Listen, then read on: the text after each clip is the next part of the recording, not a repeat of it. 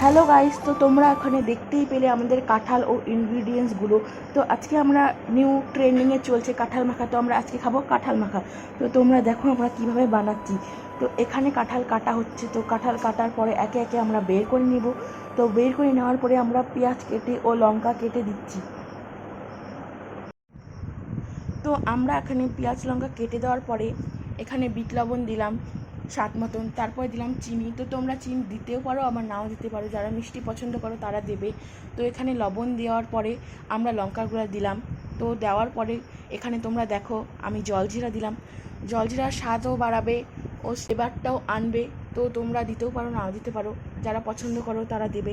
তো এখানে দিয়ে দিলাম কাসুন্দির টেস্টটা আরও বাড়িয়ে দেবে। তো তোমরা দেখো।